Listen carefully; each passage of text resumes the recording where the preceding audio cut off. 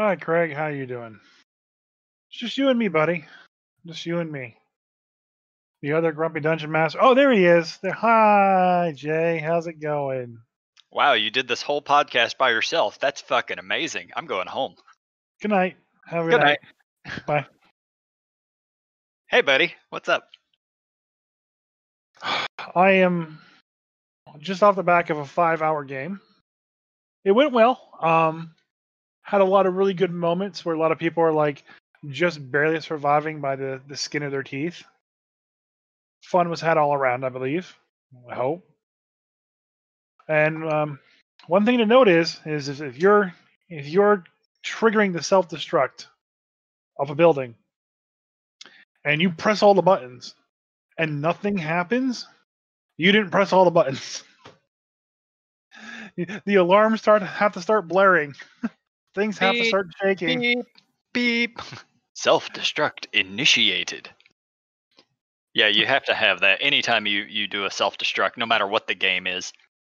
It's funny. It's kind of funny you had mentioned that because I wanted to actually talk tonight, and we can cover it later, but I wanted to talk about technology in D&D specifically. And that's a rough one because right now I think the core D&D setting allows guns of like the flintlock-ish variety So that reload as fast as a crossbow. yeah, it's weird. I don't understand it. Mind you, I don't really follow Forgotten Realms that closely.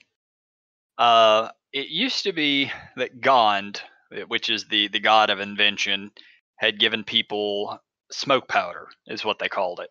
And they had arquebuses, which are just they're like first generation rifles, you know. They're just as likely to blow up on you as they are to actually shoot the enemy. But from what I was reading online was apparently smoke powder has mostly been done away with, even though I know that there are guns in Forgotten Realm currently. So I'm very confused, and I just need to maybe do more digging and reading on it. Yeah. So I'm Chris, and this is Jay, and this is the Grumpy Dungeon Masters. And now that that's out of the way, I thought you already did the intro. Nope, I was just talking to myself. We never actually got to the intro part. Oh, okay. I just thought you and Craig were doing it by yourselves. I was trying to, but you showed up and you interrupted me. I'll make sure I'm a little slower next time. So, to kind of answer your question, I will find these stupid monsters. Here it is. So, in Waterdeep, okay, the campaign setting, Waterdeep Dragon Heist. Mm-hmm. I think it was one of the first ones for 5th edition. There are a number of drow gunslingers. What in that the setting. fuck? Yeah. So the description of them is as follows. It says firearms aren't widely available in the north, but some members of Brigand Dareth are equipped with Lantanese pistols, bullets, and packets of smoke powder. These drow gunslingers are expert pistoliers, as skilled with their guns as the best archers are with their bow. Now, smoke powder is considered a wondrous item. It's uncommon. Smoke powder is a magical explosive chiefly used to propel a bullet out of the barrel of a firearm. It is stored in airtight wooden kegs or tiny waterproof leather packets. A packet contains enough smoke powder for 5 shots. A keg holds enough smoke powder for 500 shots.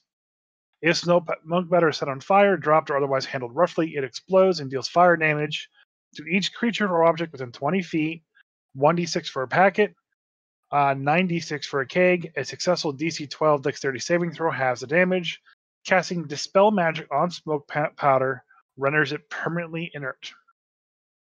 So, essentially, it's a 5-shot pistol.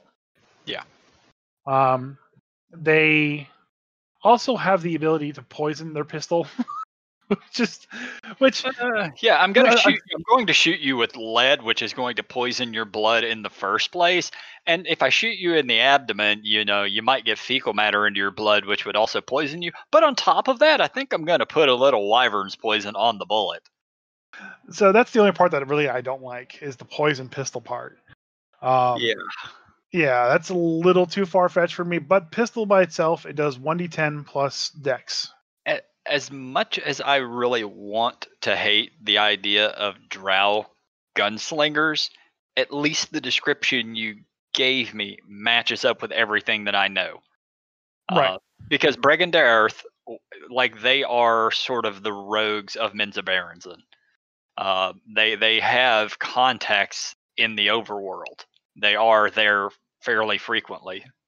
So that actually kind of makes sense that they would be they would be the dark elves to actually do that if any dark elves ever would. Then there was the fact that you said it's not widely available in the north, which also is true from everything that I was reading in Cormyr and like the uh, Waterdeep and those northern territories. It's pretty much been outlawed unless you have a permit, and then it's still heavily scrutinized.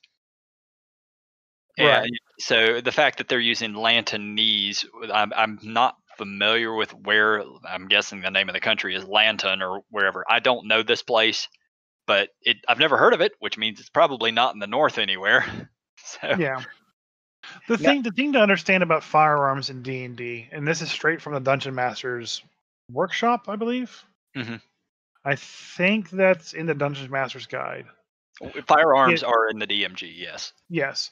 So no one has proficiency from start with pistols, at all, Yep. and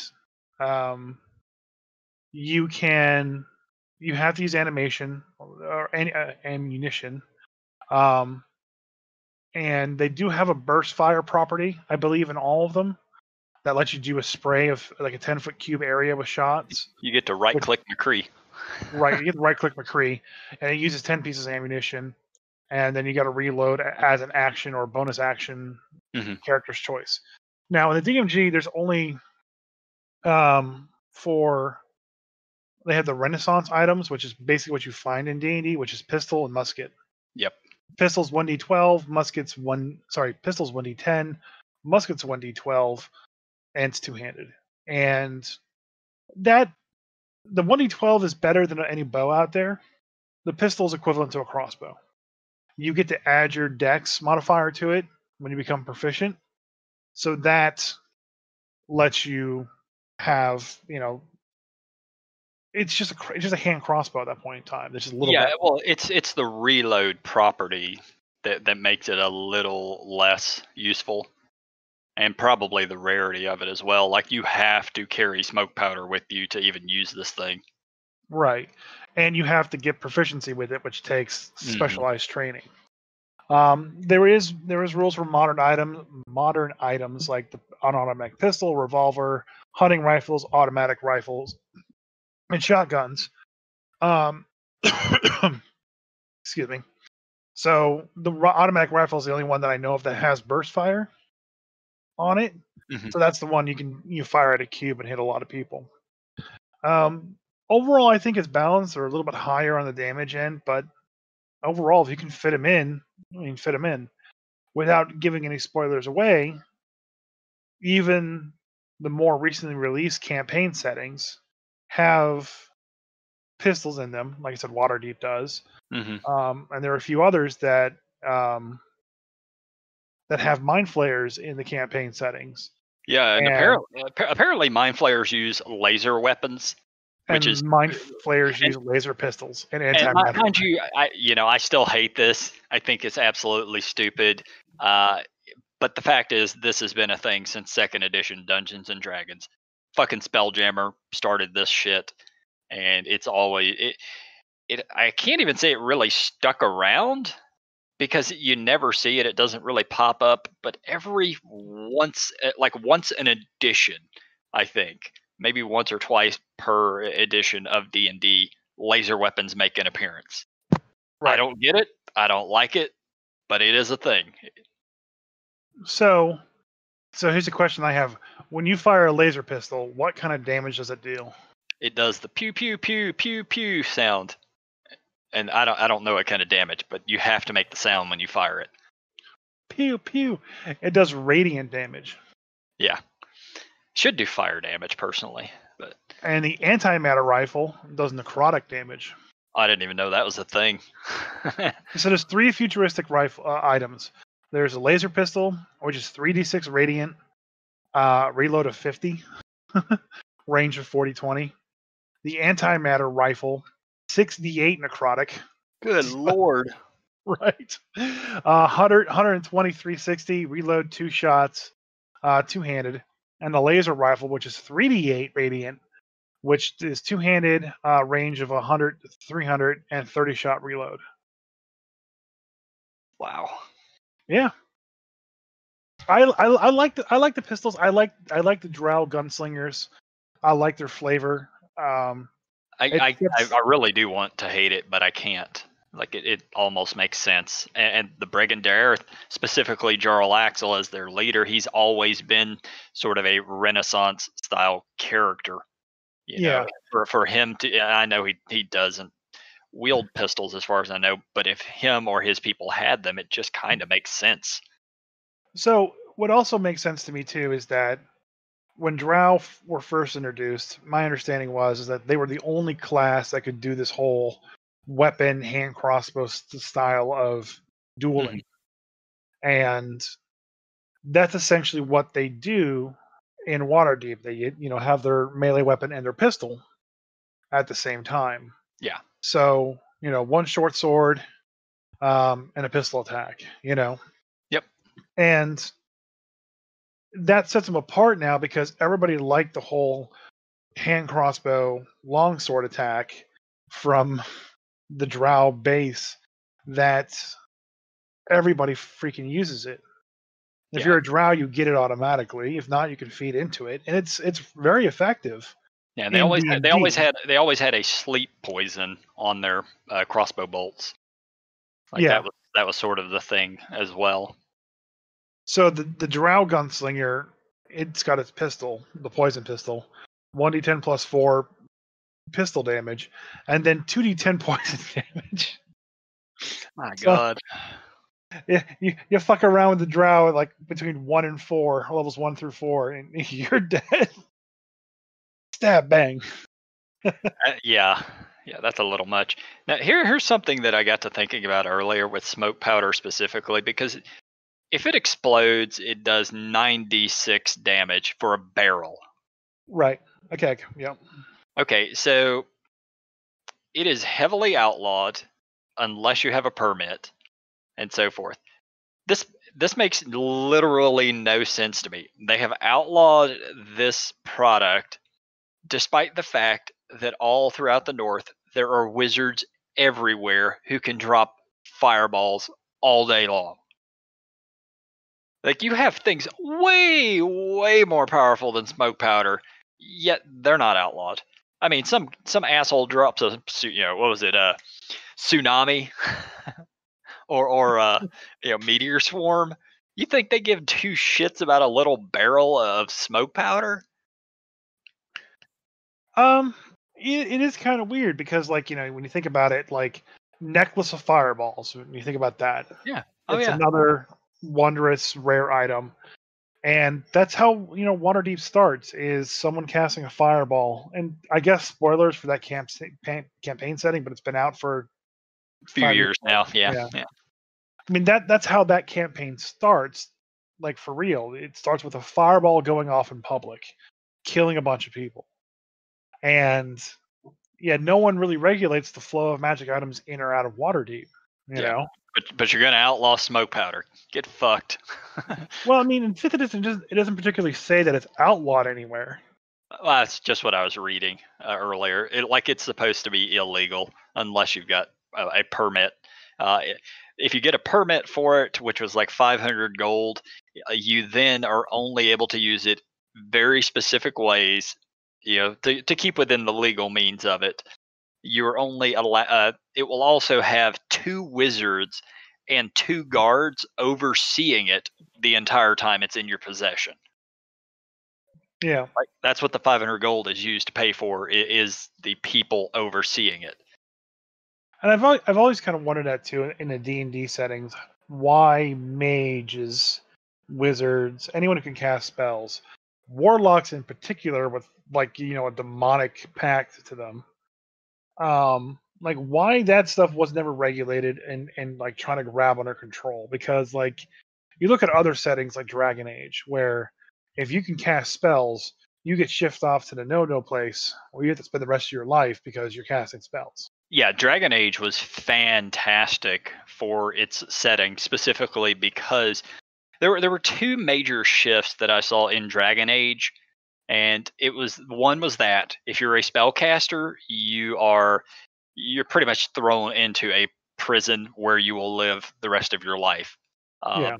And, they let you occasionally go out here and there, but you're watched constantly, at least within Ferelden you were, within that country.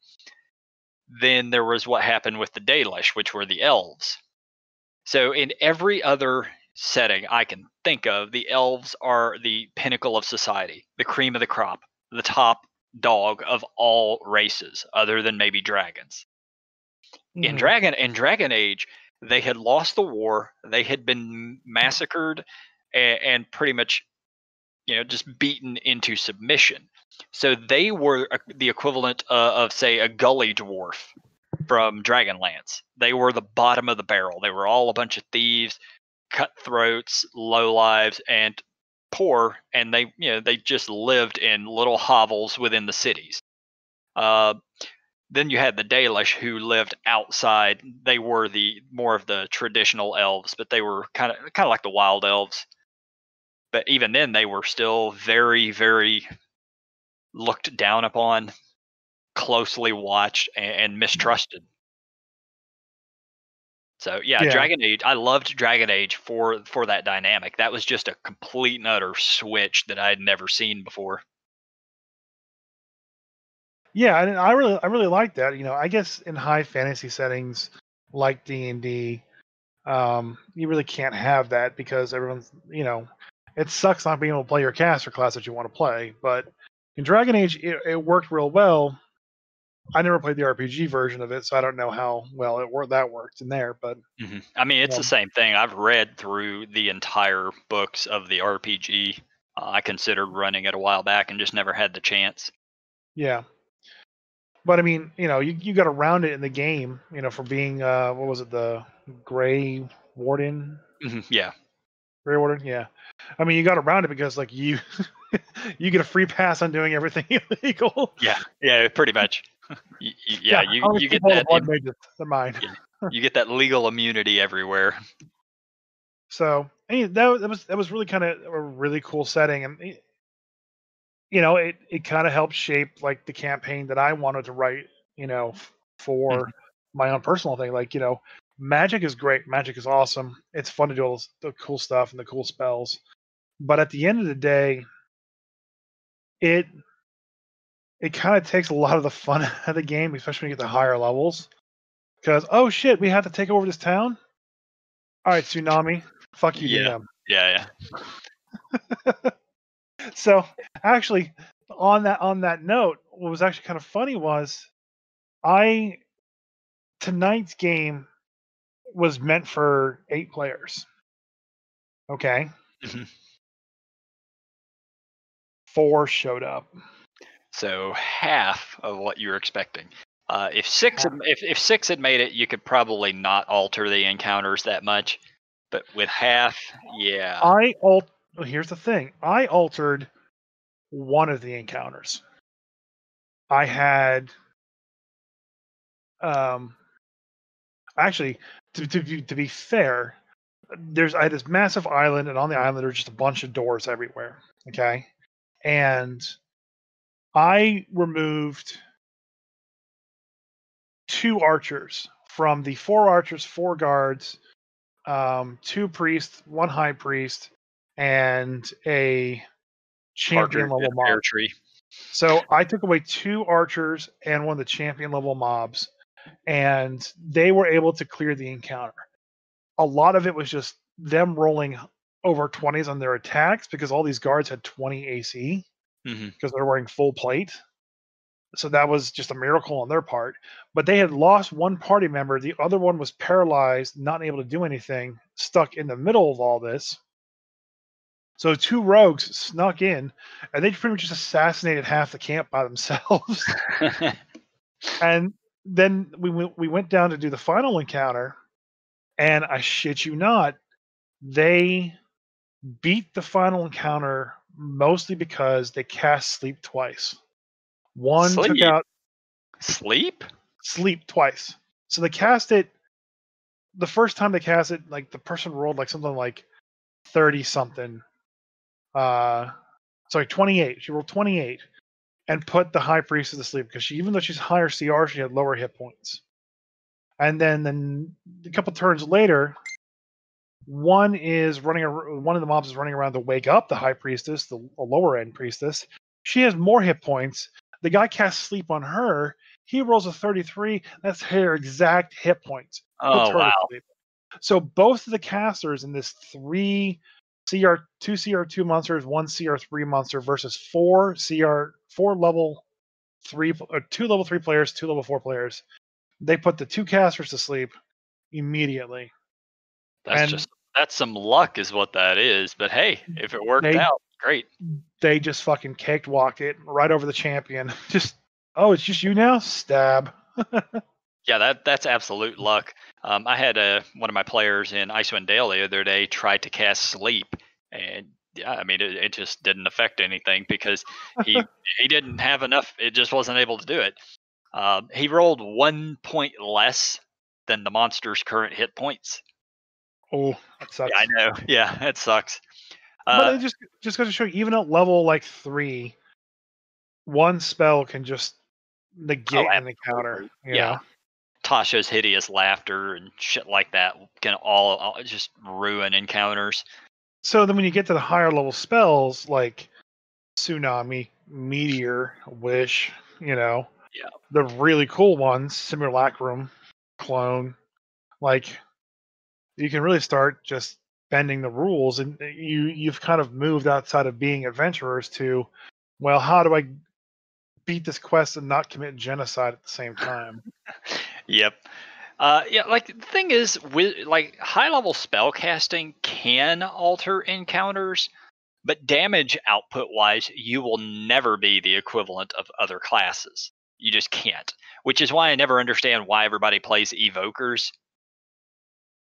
Evokers when you get fireball, it's nice, but so I'm playing in a game. We're all 10th level, and we're in a fight the other day. I am playing a fire focused evoker wizard, and if I roll really good with my best fire spell, I'm gonna do maybe 40 damage if I'm damn lucky.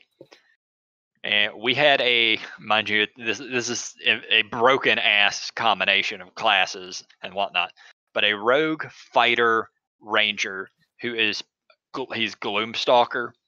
So in the first round of combat, he pumped out 161 fucking damage on one target. So that target's gone. And then, well, it was the big bad evil guy, so it lived. But yeah, I mean, it fucked him up very, very badly. And the first round of combat, that much damage. I then spend the rest of the combat even trying to get spells to stick, and then him saving against them and so forth. Yeah, I think throughout that entire thing, because he was dispelling things, and he also had lair effects that if you were casting spells 3rd level or higher, there was a chance that it countered the spell. Yeah.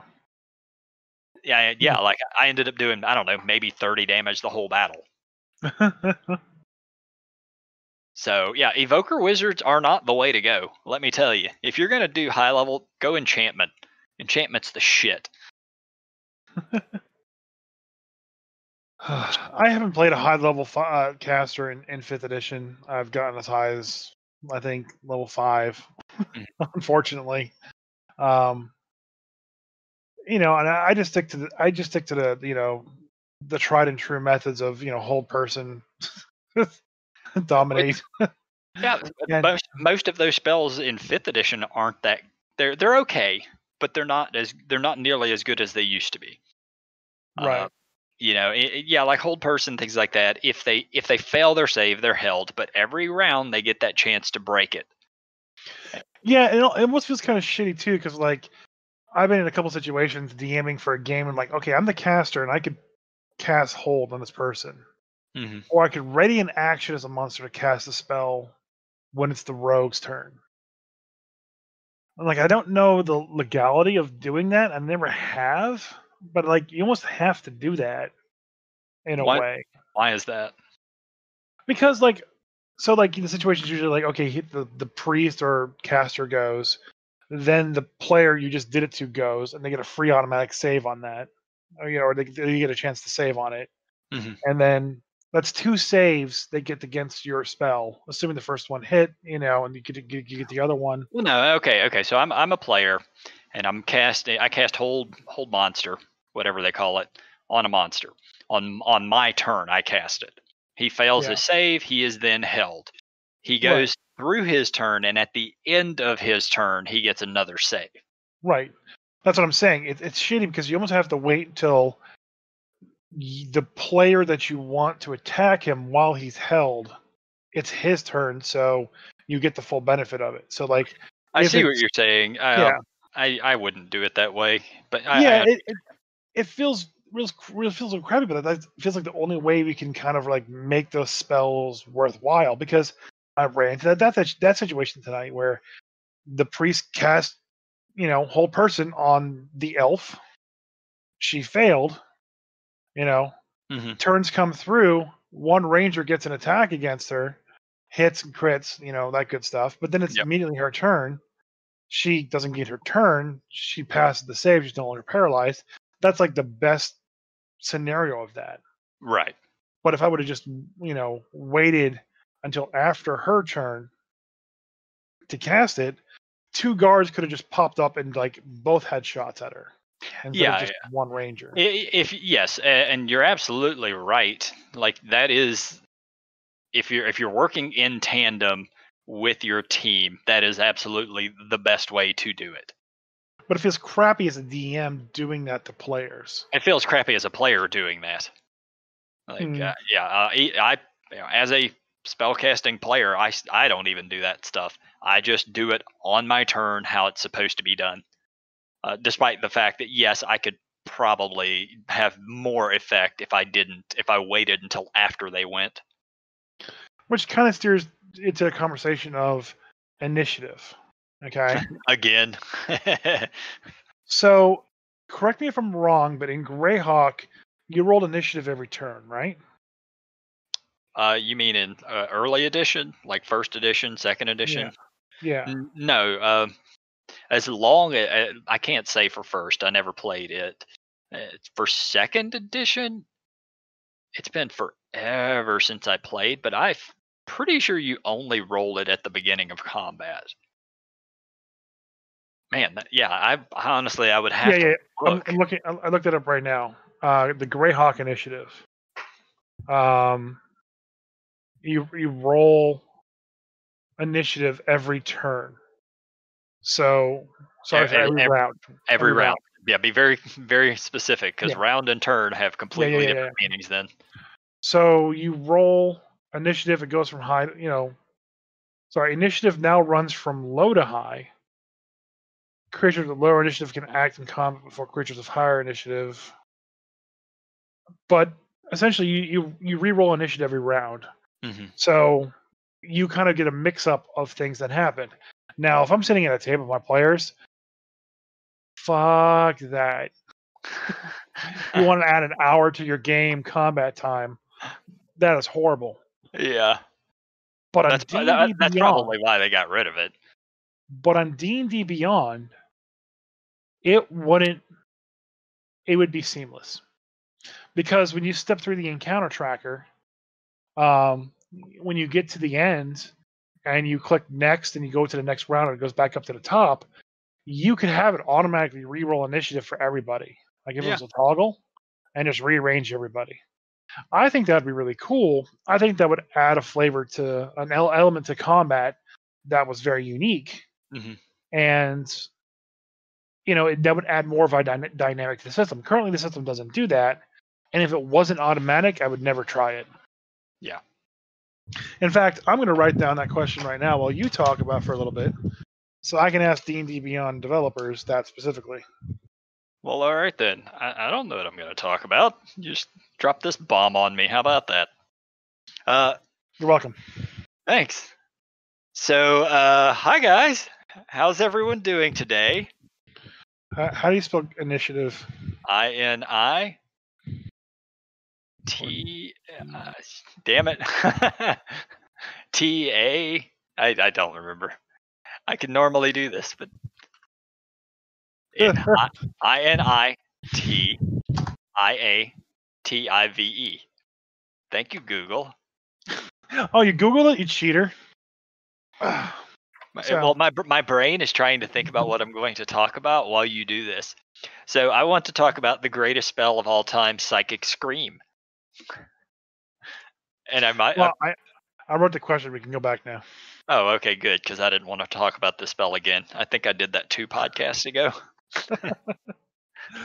But if I could do that and actually add that into like an automatic thing, I think that would really spice up combat, because like bringing in other gaming systems that I've played, Final Fantasy X, Mhm. playing that game with their initiative tracker, where like you have your initiative, but they're like if you cast a spell, your initiative gets pushed down a little Right. bit because you have a recovery time to it. Whereas if you're just doing quick melee attack, you could actually move up in initiative, and then like you had abilities that would push enemies down, delay them, stun them a little bit. Spells actually used to have different initiatives. Oh, okay. Like 2nd edition. Just I'll go look at it. I can't recall how this worked off the top of my head, but spells absolutely. Sometimes they would take a full round to cast. So if you started casting them on your turn at the start of your turn, they would cast at the beginning of your next turn. That's Yeah. neat. Yeah, like it was just another way of handling spells. Mind you, spells, they were more powerful than they are now. Everything is very, very streamlined and just sort of rotates off of what Fireball does now, and there, all the damage is sort of based around that. In 2nd Yeah. edition, man, 2nd edition was the Wild West of spell casting. So yeah, so I really think having that kind of system automated into 5e would add a layer of fun to it. I don't hate it, yeah, but it would be one of those situations of I'm not doing that every turn, and I'm fairly sure that's why they killed it. Yeah, Definitely. that's definitely a lot of extra rolling and then having to write down who goes when and so forth. Just a lot of work. And it also brings it back to like it makes Dungeons and Dragons feel a little too video gamey in a way. Yeah, it does. Which is still really weird. I follow a couple people on Twitter, and one of them earlier this week tweeted out a say something positive about 4th edition. Yeah, I saw that you posted something about that. Right. I posted a whole bunch of stuff of positive things that I remember from 4th edition. At the end of the day, someone commented it back to me after I stated that, I played 4th edition for 5 years, and I never had a bad game because of the system. Mhm. I only had bad games because players refused, balked at it, said they hated it. And you'd ask them, "Hey, did you ever play a game of 4th edition?" "No, I hate that system. It's like a video game." "But you've never played it." "No, I've never played it. I'm going to stick with my 3.0.2575 edition." Here's the thing. There are no bad systems. There are only bad players or game masters. Well, I mean, there probably are bad systems. Let's be fair. No, there really are not. You can take any role-playing system, and if the players are okay with how it runs or how the DM is running it, then it'll play out just fine. If you have people who are not interested in being a part of it, then it makes it much more difficult. Yeah. There are systems that naturally flow better than others, but I really and truly don't think there's any actual bad systems. Like I've played through, I can't think of the name of it, but basically it was a system that was it was play pretend. You had one die roll that you were allowed to make the entire game, and that was it. And you had a narrative on what you were starting as, not who you were starting as, but the situation you were in. And you just had to role play it out. And this we did this a couple of different times, and we played for 3-4 hours each game session. Went great. And there wasn't really any dice rolling. It was just one person feeding off of the other. Yeah. So like that's such a narrow system. There's so very little to it, and yet we still had a great time with it. Yeah. And that's ultimately like my final comment to that whole thread was is that I've never had a bad game of 4E because of the system. And someone actually responded to my comment about that, and his comment was, "It's funny how things in fifth edition or fourth edition ideas, but no one hates them in the new edition." Well, I think that's because they got rid of there was two things that they've done specifically with fifth edition that kind of fixed what fourth edition was, because I'm quite aware that it's very similar. One is advantage, Yes. disadvantage, fucking brilliant. I love it. Yeah, when that happened, when they were doing D&D Next, and they playtested that, Hmm. I immediately took that and added that to my fourth edition games, because that is probably the best role playing change that I've ever seen in any game. It was Yeah, just fantastic. yeah, it worked great. The other one, fourth edition, more or less had your. It's almost like you had cards of what you could do each turn. And And that's similar to my thoughts, but I'll let you finish. I mean that's not there's not a lot more to say, but it felt like every time I wanted to cast a magic missile or whatever, I'd play out my magic missile card. If I wanted to do this other thing, I'd have to play out a card. That's what it felt like to me. It just Yeah. felt so stale, like I was playing a board game. So that is, for the people that I've talked to who've played fourth edition and are critical of it, there are 3-ish major flaws to fourth edition. Yeah. Now I am no expert. I've played maybe 3 games of it in my life. Right. But at least your comment was more on the mark than it's just a video game. Hmm. The first problem is that there was too much math, and with the too much math, part of the reason why there was too much math, there's too much going on from status effects.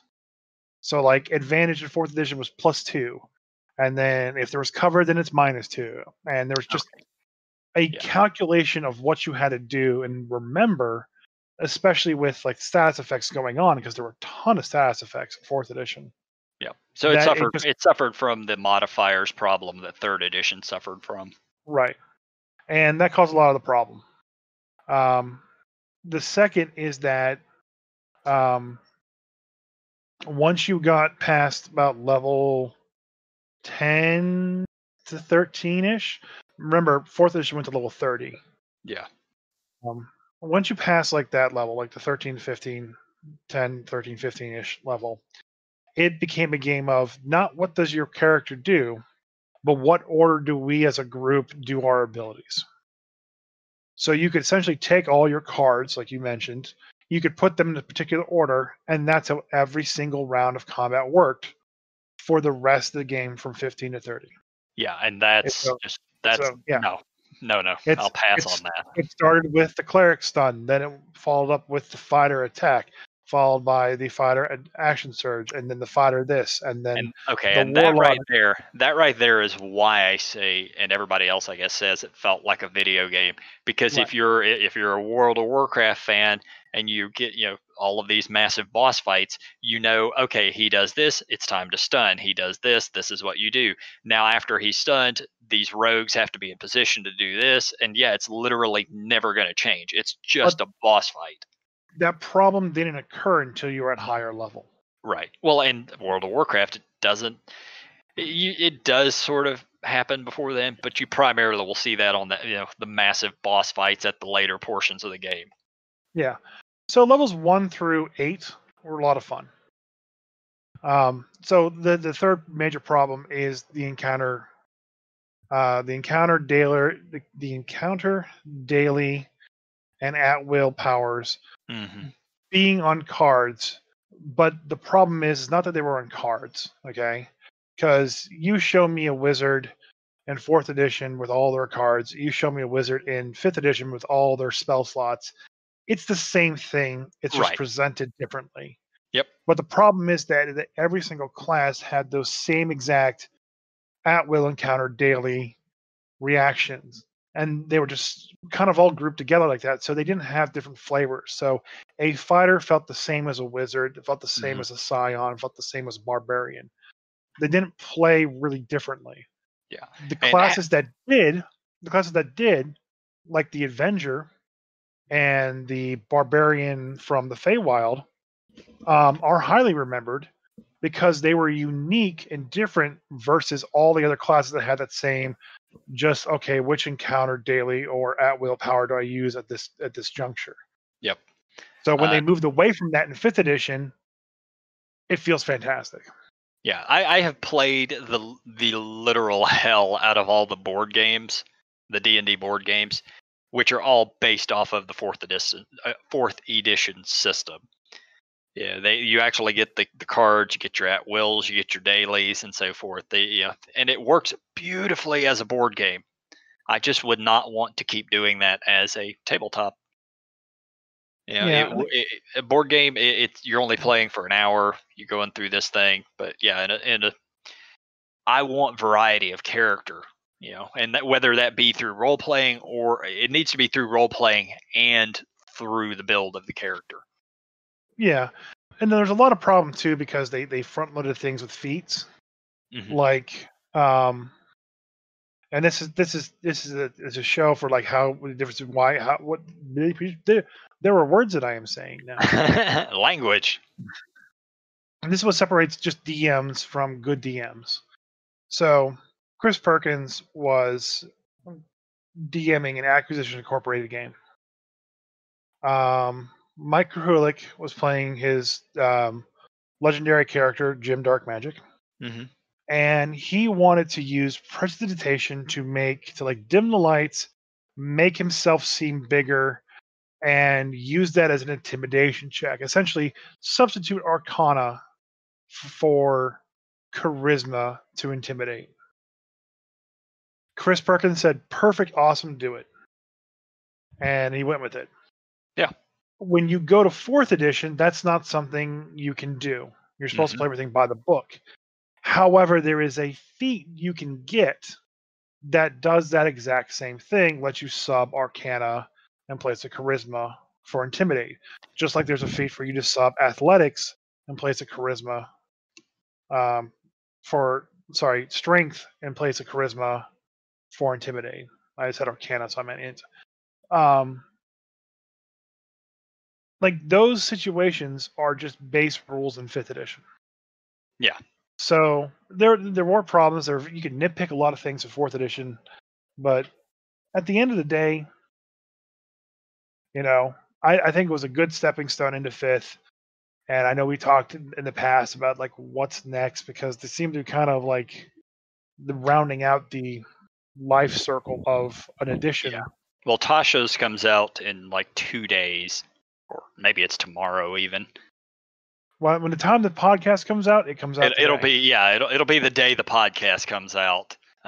So yeah, I don't know what more they can release. I'm sure they'll keep doing stuff, but yeah, the next edition's got to be on the docket at this point. Like, I really don't think that they need another edition. I think they just need to focus some campaign settings past level fucking 11. Like, that would be nice. That's not gonna happen. Everyone is just 1 through 11, and then when you really dial it down, 1 through 5 is just throwaway. You just start at 5. Yeah, we'll see what Icewind Dale. When I'm done with Icewind Dale, I may just keep running in Icewind Dale. Yeah. The campaign doesn't have to end there. I could keep running. Yeah. So I have one last thing I want to talk about briefly before we wrap this sucker up. So, do you think that time travel should ever be a storytelling device in D&D specifically. What do you mean? So I look at all the other time travel shows, let's just stick with shows and movies specifically. Very few of them are done well. Most of them have so many loopholes in them. And a lot of it, I think, just stems from the fact that humans actually don't really understand how time travel really works. We just don't have a grasp on that because we've never done it. But you'll see these stories, and they'll just have flaws in their storytelling and loopholes and openings. And well, why did this happen? Why didn't it happen this way? This would have made more sense. Now this guy, he can come back through time. And I don't even know why this idea popped in my head, but it just did. Like today, time travel, I think, is generally just a lazy writer's method of doing things.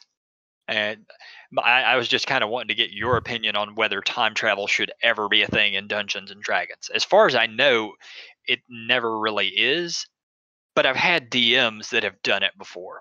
Sometimes it works out great. Other times it can go horribly, horribly wrong. So when time travel is done poorly, it just creates a bunch of problems.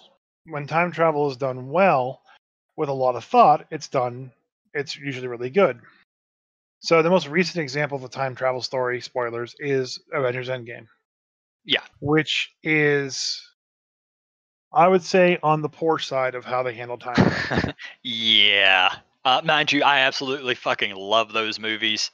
I will sit here and watch them every time every opportunity I really have to watch them.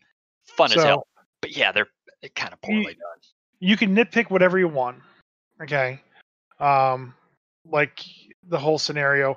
I'm just going to state this. In the first movie, the Ancient One said that if a Infinity Stone is removed, it creates a branch reality. Because the Infinity Stones as a whole regulate the flow of time. Okay? Those are the words she said. The Infinity Stones regulate the flow of time. And what's the first thing that happens in Endgame? They remove one. No. I don't remember. Thanos destroys the Infinity Stones. Oh, right. Yeah. Yeah. So how does time keep existing once he's destroyed all the Infinity Stones? Uh-huh. They just oh shit, did we say that? Oh yeah, never mind. Yeah, we're just going to overlook it. Yeah, and that's kind of my point, because there will always be loopholes and flaws in thought process when you deal with time travel. So then you look at other time travel shows, and I'll take Doctor Who as the next example, which they don't care. They will travel through time and do whatever Monsters of the Week story that they want to do. Legends of Tomorrow does that too, and it's absolutely enjoyable. Right. It's enjoyable. It's fun. No one cares about the